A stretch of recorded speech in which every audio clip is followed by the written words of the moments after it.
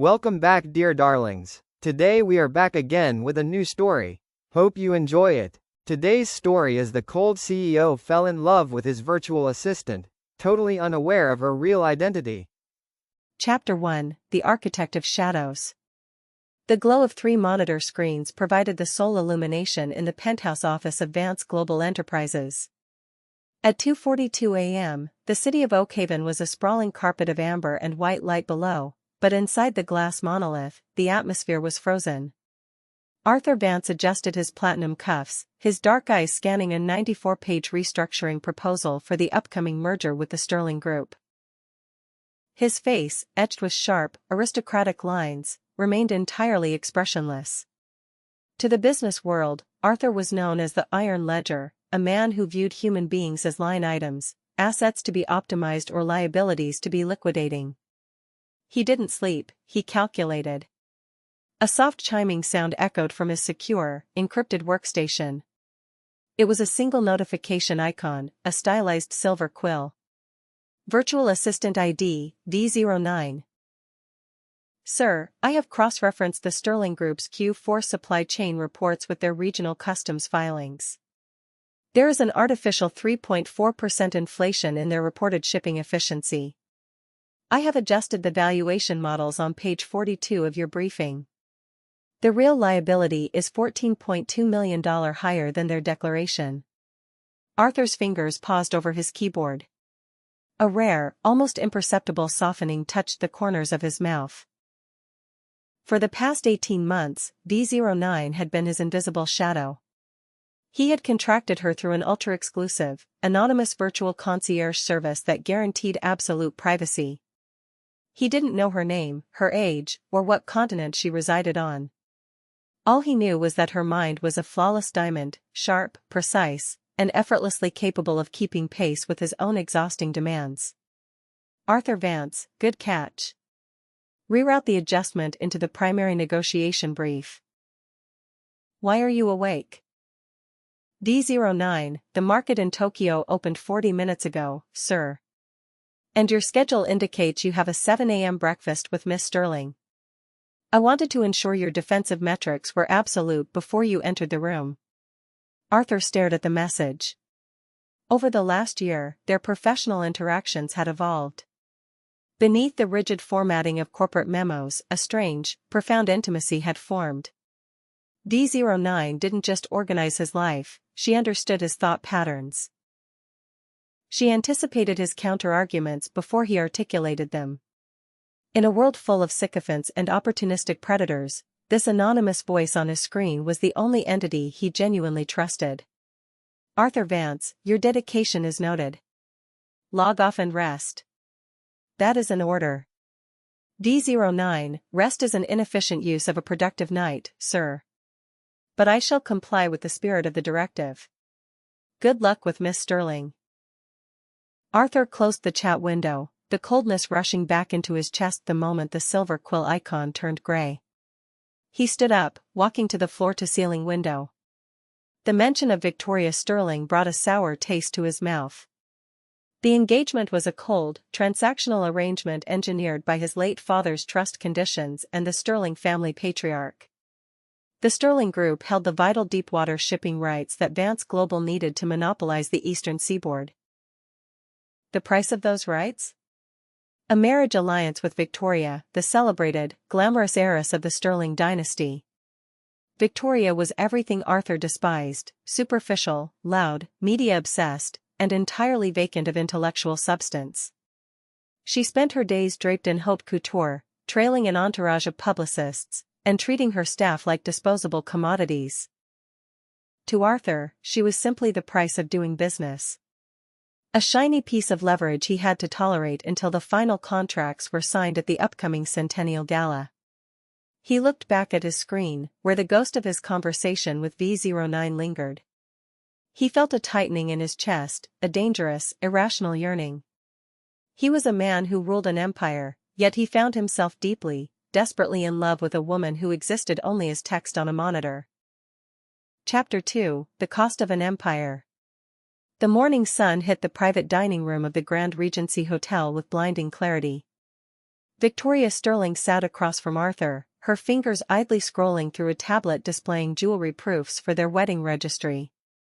"Arthur, darling, you aren't even looking," Victoria pouted, her voice coated in a practiced, upper-class drawl. She waved a hand adorned with a flawless 12-carat canary diamond. The ring Arthur had paid for but hadn't bothered to present in person. "The Tiffany setting is far too traditional. I told the publicist we need something avant-garde for the Vogue feature." "Choose whatever maximizes the stock value, Victoria," Arthur said coldly, not looking up from his phone as he reviewed a market summary sent by V09 20 minutes prior. "My only requirement is that the press release explicitly links the marriage to the unification of our shipping fleets." Victoria's expression hardened, a flash of ugly irritation breaking through her carefully curated facade. "You are utterly robotic. Do you know what people say about you? They say you don't have a pulse. This is supposed to be the wedding of the decade, and you treat it like a bankruptcy filing."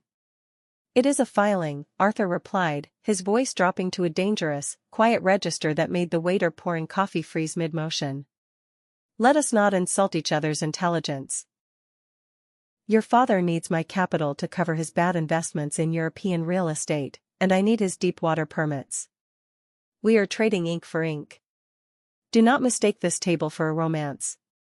Victoria sneered, leaning back and crossing her legs. "Keep that attitude up, Arthur, and see how easily those permits vanish. My father loves me blindly. If I tell him your robotic nature has broken my delicate heart, he will pull out of the merger, and your 5-year expansion plan will rot in the harbor. You need me. Never forget that." Arthur's eyes drifted up, pinning her with a gaze so lethal her breath caught. "The day I am dependent on your favor, Victoria, is the day I step down. Eat your breakfast. We have a press photo at 9. As Victoria went back to her tablet, muttering about his lack of manners, Arthur felt a wave of profound exhaustion. He slipped his phone beneath the edge of the table and typed a swift message into the encrypted portal. "Arthur Vance, the liability is growing more grating by the hour. Remind me why we require physical signatures for corporate integration." The response came within 30 seconds. D09, because human laws are still anchored to human vanities, sir. Consider her an administrative fee. Once the ink dries, you can relegate her to a separate continent with a very generous allowance. Arthur stared at the words. A bitter smile touched his lips. "Arthur Vance, if only my administrative fees had half your intellect." There was a long pause before V09 replied. D09, intellect is a lonely trait, sir. It is far safer to be a line item. Chapter 3, The Girl in the Alley. On the industrial fringe of Oakhaven, far from the polished marble of the financial district, stood an old, converted printing press. Inside, the air smelled of aged paper and high-end roasted coffee. This was the sanctuary of Elena Sterling. Elena adjusted her thick-rimmed glasses, her fingers flying across a mechanical keyboard with dizzying speed. Her hair was tied up in a messy bun held together by a stray ballpoint pen. She wore an oversized flannel shirt and faded jeans, a stark contrast to the immaculate, tailored world her father and half-sister inhabited. Elena was the hidden daughter of Richard Sterling. Born from a brief, genuine marriage before her father chose wealth and married a socialite, Elena had been systematically erased from the family narrative. When her mother died, Richard had offered Elena a choice. An allowance to stay entirely out of the public eye so as not to complicate Victoria's status as the sole, golden heiress, or complete financial excommunication. Elena had chosen a third path. She refused his money, took her mother's maiden name for her daily life, and used her extraordinary intellect to build a wall of absolute independence. To the world, she was a quiet freelance researcher who lived in a remodeled warehouse. To Arthur Vance, she was V09. The invisible pillar holding up his empire. "Elena. You've been staring at that terminal for 14 hours, a voice called out. It was Marcus, her lifelong friend and the only person who knew about her dual life. He set a fresh mug of black coffee on her desk. "You're going to turn into HTML, I'm fine, Marcus, Elena said, her eyes never leaving the screen where Arthur's latest message sat. Her heart gave a strange, erratic thump as she read his praise. If only my administrative fees had half your intellect. You're doing that thing again, Marcus sighed, leaning against the desk. The longing look at the text editor. Elena, he's Arthur Vance. The guy is literally on the cover of Forbes this month looking like a vampire king. And more importantly, he's engaged to your monstrous half-sister. He doesn't love her, Elena said softly, her voice tinged with a quiet, aching sadness. He treats her like a bad tax audit. I see his real thoughts every night. He's lonely, Marcus. He's surrounded by people who want to carve pieces out of him, and he's built this massive ice fortress to protect himself. And you're running around inside his fortress disguised as a silver quill, Marcus countered gently. What happens when the merger goes through? What happens when Victoria becomes his wife? How long can you play the anonymous savior before it kills you to watch her take credit for the stability you provide him? Elena looked down at her hands, her fingers still hovering over the keys. Victoria can have the name, the parties, and the jewelry. She's always taken those things. But she will never understand his mind. She will never see the man behind the ledger. I have that. Even if it's just in pixels. I have that. Her screen flashed. A new task from Arthur Vance: analyze the Sterling Group's structural debt in their maritime division. I want the leverage points categorized by midnight. Elena wiped a stray tear from her cheek, straightened her spine, and cracked her knuckles. Time to work, she whispered. Chapter 4, Traces on a Screen. 3 weeks passed, and the tension within Vance Global reached a fever pitch as the Centennial Gala approached. The gala was not just a celebration of the city's founding, it was the designated venue for the formal signing of the Vance-Sterling merger and the public announcement of Arthur and Victoria's wedding date. Arthur sat in his office, the lights of the city flickering through a sudden autumn rainstorm. He was holding an antique pocket watch, his father's. But his mind was entirely consumed by V09. Over the past weeks, their conversations had strayed dangerously far from corporate logistics.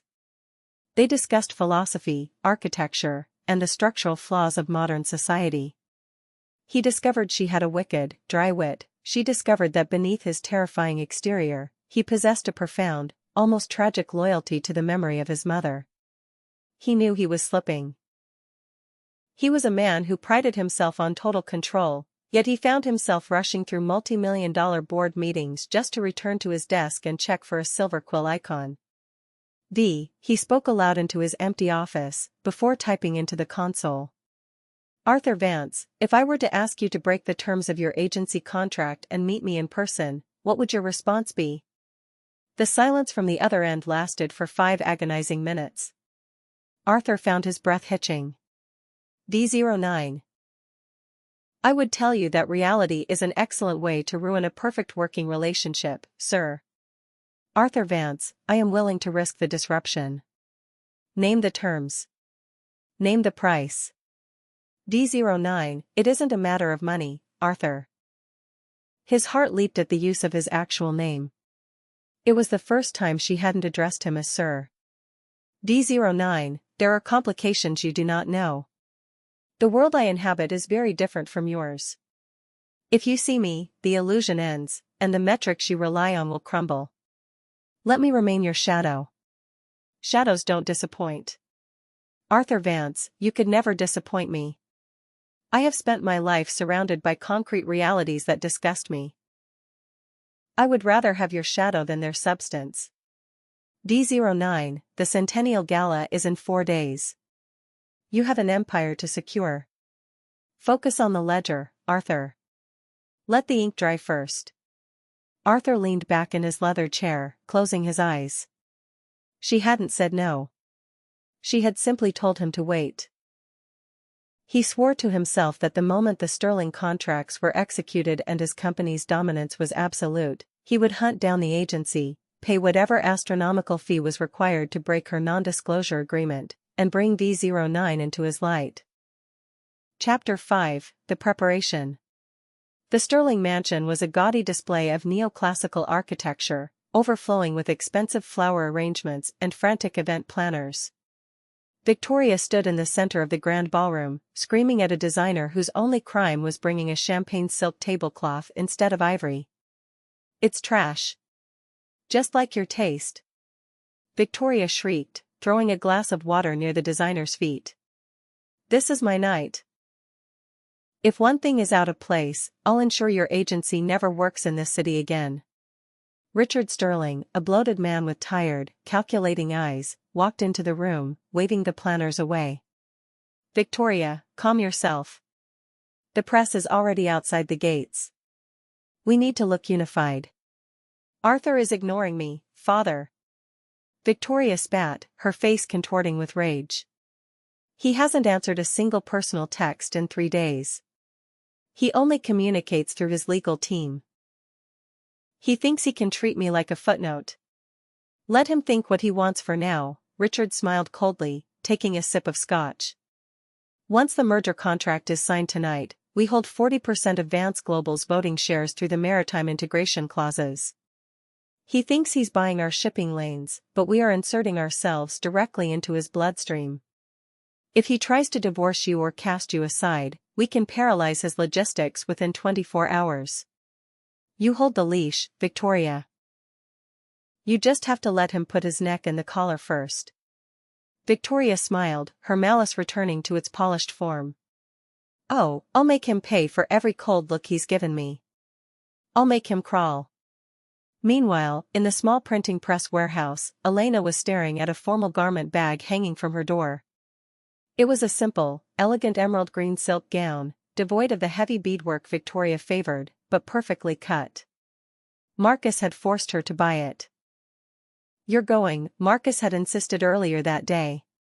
"Your father sent you that token invitation to the back row gallery because he's legally required to include all family members in trust-sponsored events, thinking you'd be too ashamed to show up. You're going to stand there, and you're going to watch the culmination of your own hard work. And if Arthur Vance looks up, maybe he'll finally see the person who's been saving his life." Elena touched the smooth silk. Her terminal chimed behind her. A final message from Arthur before the gala. "Arthur Vance, the security protocols for the gala's digital signing ceremony are active. I will have my tablet on the podium. Ensure you are monitoring the live feed. If the Sterling legal team tries to slip an amended clause into the digital ledger at the last second, I need you to flag it instantly." Elena sat down, her fingers resting on the keys. "D09, I will be watching your back, Arthur. Always." Chapter 6, The Centennial Gala. The Grand Symphony Hall was blinding. Hundreds of Oakhaven's elite moved through the space like a school of glittering, predatory fish. Flashbulbs erupted in synchronous bursts as Arthur Vance arrived, looking devastatingly handsome in a bespoke midnight black tuxedo. Beside him, Victoria clung to his arm like a trophy, her ivory dress dripping with diamonds, flashing a brilliant, empty smile for the wall of cameras. "Smile, Arthur," she hissed through her teeth while keeping her grin fixed for the photographers. "The Times is watching." "I don't pay the Times to evaluate my smile, Victoria," Arthur murmured, his eyes sweeping the room with cold detachment. He felt suffocated. Every conversation was a transaction, every greeting was a calculated lie. High above the main floor, in the shadowed mezzanine reserved for distant relatives, press stragglers, and minor stakeholders, Elena stood against the brass railing. Her emerald gown caught the light subtly, making her look like a rare gem hidden among common stones. Her glasses were gone, replaced by contacts, and her hair fell in soft, dark waves around her shoulders. She looked down at the floor, her eyes immediately finding Arthur. Her heart clenched. He looked so powerful, yet so profoundly isolated. Suddenly, as if sensing a shift in the room's atmosphere, Arthur paused. He turned his head away from the cameras, his gaze drifting upward toward the mezzanine. For a fraction of a second, across 50 feet of open air and a sea of glittering aristocrats, his dark eyes locked directly onto Elena. Arthur froze. He didn't know who she was. He had never seen her face. But something about the stillness of her posture, the sharp, intelligent intensity of her eyes, and the complete lack of pretense in her gaze struck a chord deep within his chest. It was the same feeling he got when he read a message from V09, a sudden, absolute clarity. "Arthur? What are you looking at?" Victoria asked impatiently, tugging his arm. "The mayor is waiting." Arthur pulled his eyes away, his brow furrowing. "I am losing my mind," he thought. "I am seeing her ghost in strangers." He pulled out his phone, sending a quick burst of data. "Arthur Vance, I am on the floor. The environment is compromised by vanity. Tell me you are active." In the mezzanine, Elena felt her phone vibrate in her small clutch. She looked down, her lips curving into a soft, private smile. She typed back with one hand. "D09, I am here, Arthur. I see you. You look like a man about to conquer a kingdom. Don't look back." Arthur read the message on his screen, and his head snapped back up toward the mezzanine. But the girl in the emerald dress had stepped back into the shadows of the pillars.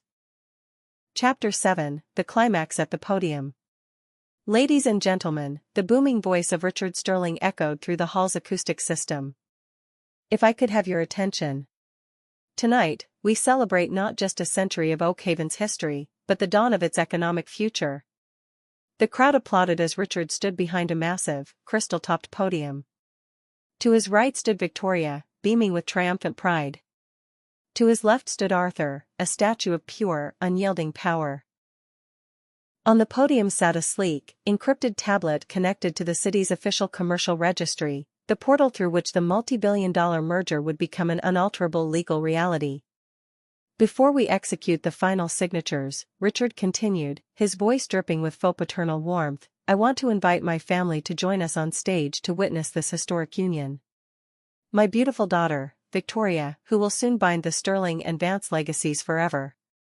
The crowd cheered. Victoria stepped forward, giving a delicate wave.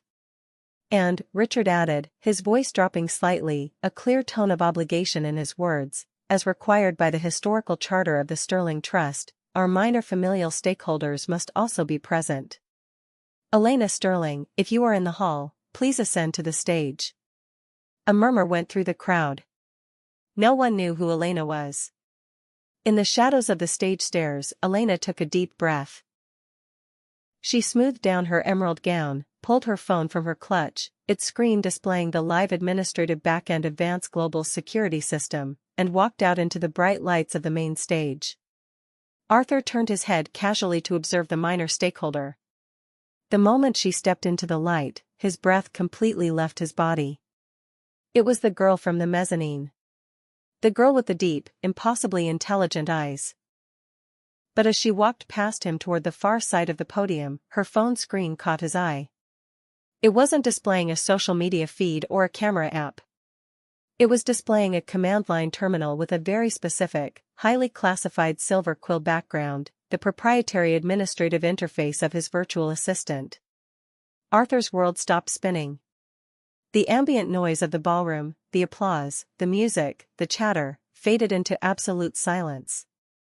He stared at her hands. Her fingers were long, elegant, moving with a rhythmic, precise twitch that he had only ever imagined when reading her lightning-fast responses. "It's her," the realization hit him like a physical blow, sending a rush of fierce, intoxicating warmth through his veins. "My assistant, the mind I fell in love with, is a Sterling." But before he could speak, before he could even process the staggering irony, Richard Sterling moved to the microphone, his face twisting into a triumphant, sinister sneer. "Now, before Mr. Vance signs this tablet," Richard said, his voice carrying an unexpected, aggressive edge that made the room fall silent, "I believe we have a small matter of leverage to clarify. Victoria, if you please." Victoria stepped forward, her eyes flashing with malicious delight as she looked at Arthur. She pulled a printed document from her folder and slammed it onto the crystal podium. "Arthur, darling," Victoria purred, her voice carrying through the open microphones for the entire room to hear. You've treated me like an inconvenience for months. You thought you could just buy my father's deep-water permits and cast me aside. But we did a little research into your precious Vance Global compliance logs. The crowd gasped. The media outlets leaned forward, cameras zooming in on the stage. We discovered, Victoria proclaimed loudly, her voice filled with venomous joy, that for the last year and a half, Arthur Vance has been sharing highly classified, unredacted insider financial data, trade secrets, and merger metrics with an unverified, anonymous third-party virtual assistant known only as V09. This is a massive, criminal violation of federal trade laws and corporate governance. Richard Sterling stepped forward, backing his daughter up, a look of absolute victory on his face. That's right, Arthur. We have the data logs. You have compromised your entire board of directors. If we release this file to the Securities and Exchange Commission tonight, Vance Global's stock will collapse by 50% before dawn, and you will be facing a federal indictment. Victoria leaned in close to Arthur, her smile predatory. So here is the new deal, Arthur. You aren't just signing the merger tonight. You are signing an amended rider that transfers 60% of the voting power to my father, and you are signing our marriage certificate right now, live on television. You have zero leverage. Your entire empire, and your freedom, depends on my silence. I own you. The ballroom erupted into frantic whispers. The Vance Global board members in the front row turned pale, looking at each other in sheer panic. Richard and Victoria stood tall, savoring the absolute destruction of the city's coldest billionaire. Arthur stood entirely motionless. He didn't look at the document. He didn't look at the cameras. Instead, he turned his head slowly, his eyes locking onto Elena, who stood at the edge of the stage. Elena was staring at her father and sister with a look of profound disgust. She looked up, her eyes meeting Arthur's. She saw no fear in his gaze. She saw no anger directed at her. She saw only a deep, burning intensity, and a question. Elena gave him a single, microscopic nod. Her fingers moved swiftly across her phone screen, executing a command. Chapter 8, The Illusion Shattered. Arthur turned back to Victoria and Richard. To the crowd's absolute bewilderment, the Iron Ledger didn't look panicked. He didn't look defeated. Instead, a low, rich chuckle echoed from his throat, a sound none of them had ever heard before. It was a sound of pure, unadulterated amusement. You find this funny, Arthur? Richard snapped, his confidence wavering slightly at the billionaire's bizarre reaction. Your freedom is on the line. I find you incredibly pathetic, Richard, Arthur said, his voice calm, resonant, and completely terrifying. He stepped up to the microphone, his presence utterly dominating the stage. And you, Victoria, are a magnificent testament to the failure of basic education. How dare you? Victoria shrieked. Sign the paper, or I ruin you. You claim I compromised trade secrets by sharing data with an unverified third party, Arthur said, his eyes scanning the crowd, holding them captive. You claim that V09 is an anonymous liability whose existence destroys my legal standing. Arthur turned completely around, extending a hand out toward the side of the stage. Elena, he said, his voice softening into a tone of deep, public reverence that shocked everyone who knew him. Would you please join me at the podium? Elena stepped forward, her head held high, her emerald gown catching the light as she walked directly to Arthur's side. She didn't look at her trembling father or her furious sister. She looked only at Arthur. Arthur took her hand. Her skin was warm, and as their fingers intertwined, a profound sense of completeness washed over him. He looked down at her, his eyes filled with a fierce, burning pride.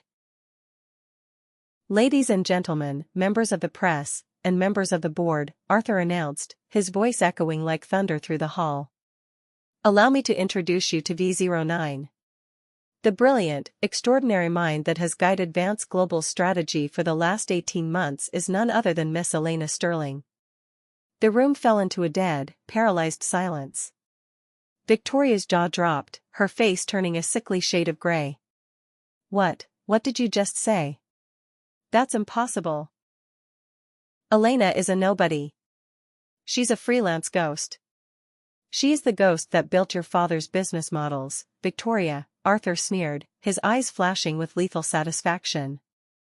And more importantly, under the strict bylaws of the Sterling Group's corporate structure, which Elena herself brilliantly reminded me of through our secure channel just moments ago, Elena is not a third party. She is a primary, bloodline stakeholder of the Sterling Group. Elena stepped up to the microphone, her voice clear, confident, and utterly commanding. According to Section 9 of the Sterling Corporate Charter, any data shared with a direct bloodline heir holding hereditary shares is legally classified as an internal proprietary consultation. No trade secrets were leaked outside the corporate entity, because I am the corporate entity. The compliance logs you hold are entirely useless, Victoria. You have no case, no violation, and absolutely zero leverage. Richard Sterling staggered backward, his hand catching the edge of the podium as his scotch spilled onto the floor. Elena, you worked for him? You gave him our data? I didn't give him your data, father, Elena said coldly, looking at the man who had spent her life trying to erase her. I saved his company from your fraudulent efficiency reports. I corrected your liabilities. I did the work while you and Victoria spent the capital. Arthur stepped closer to Victoria, leaning down slightly so his voice cut like a scalpel.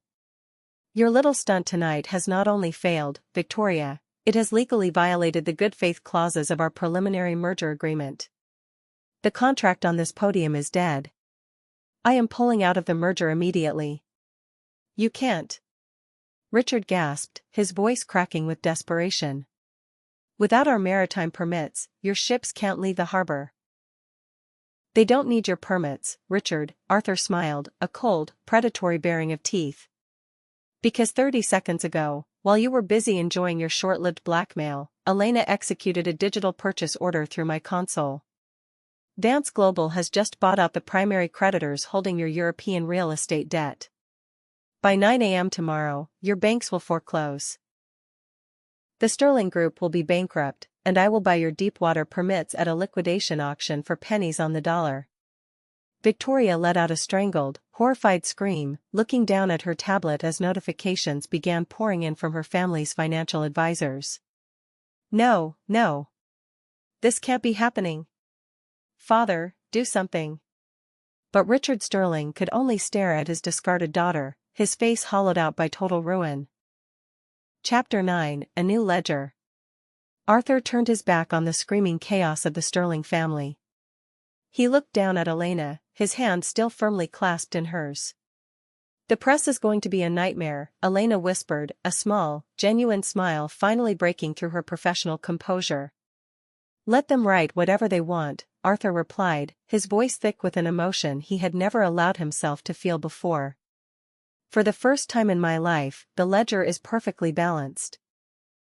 He guided her off the stage, ignoring the shouting reporters and the flashing cameras, protecting her with his frame as they walked out into the cool, crisp autumn night. Their private limousine was waiting at the curb.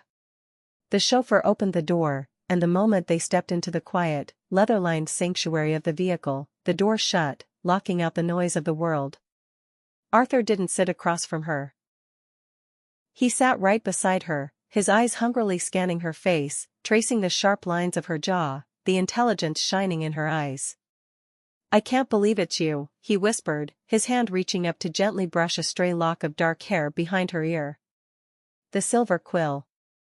The mind that kept me alive. I told you reality would complicate things, Elena said softly, her cheeks flushing with a warm, beautiful crimson. Reality didn't complicate anything, Arthur said, his voice dropping to a fierce, passionate murmur. He leaned in, his forehead resting against hers. It made everything real. I don't love a shadow, Elena. I love you. I loved your mind, and now that I see the woman behind it, I am entirely ruined for anyone else. Elena's breath hitched, her eyes shining with tears of joy. I've loved you since the 3rd month, Arthur. When you told me you hated the world, but you trusted my numbers. I wanted to protect you from them. From my father, from Victoria, from everyone who couldn't see how remarkable you are. You don't have to protect me anymore, Arthur whispered. We build the empire together now. A real one. No illusions. He leaned down, closing the small distance between them, and pressed his lips to hers. The kiss was nothing like his old life. It wasn't calculated, it wasn't transactional, and it wasn't cold. It was a fierce, desperate pouring out of 18 months of hidden devotion, a brilliant collision of two perfect minds finally finding their home. Outside, the city of Oakhaven continued to hum with its millions of lights, but inside the quiet car, the iron ledger had finally melted, replaced by a love that no amount of wealth could ever buy. Thank you for watching, dear darlings. Don't forget to like and subscribe the channel for more such story.